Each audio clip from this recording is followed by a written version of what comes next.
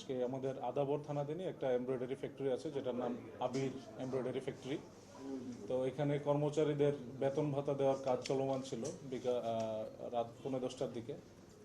ওই সময়ে এই এখানকারই 10 থেকে 12 জনের একটা গ্রুপ, যাদেরকে আমরা প্রাথমিকভাবে কিশোরগঞ্জ সদস্য হিসেবে আইডেন্টিফাই করেছি, তাদের একটা গ্রুপ এই আবির এমব্রয়ডারি ফ্যাক্টরিতে গিয়ে ওই বেতন ভাতা যেখানে দেওয়া হচ্ছিল সেই জায়গাটায় তারা এলোপাতাড়ি আক্রমণ করে ওই ওখান থেকে টাকা পয়সা মোবাইল এগুলো ছিনিয়ে নেওয়ার উদ্দেশ্যে। তো ওই সময়ে আবির এমব্রয়ডারি ফ্যাক্টরির একজন কর্মচারী, নাম হচ্ছে তোফায়েল গুরুতর আহত হয় এবং সে ওখান থেকে হাসপাতালে তাকে নিয়ে যাওয়া হয়, হাসপাতালে চিকিৎসাধীন অবস্থায় আছে।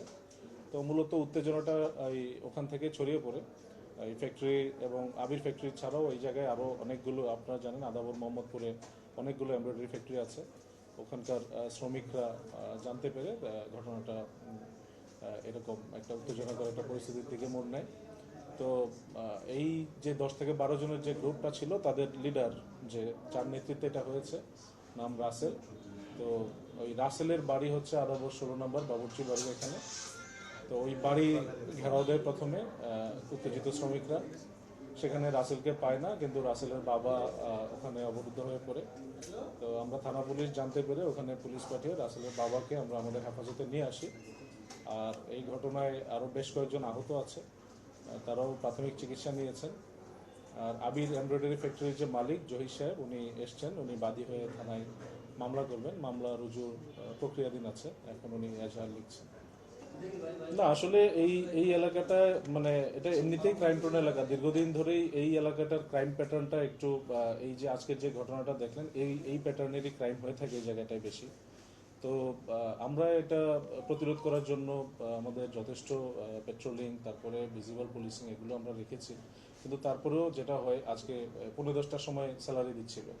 তো আমরা পরামর্শ দিয়েছি, এমব্রয়ডারি মালিক সমিতি যেটা আছে ওনারা আসছিলেন, যে ওনারা যখন স্যালারি দিবেন, যেহেতু একটু মানে নতুন হাউজিং এরিয়া এলাকাটার মধ্যে প্রচুর ভাসমান লোকজন আছে, তাদের দেখা যায় যে স্থায়ী কোনো ঠিকানা নেই, কিন্তু তারাই এই ধরনের কর্মকাণ্ডে জড়িয়ে যাচ্ছে এই এলাকায়।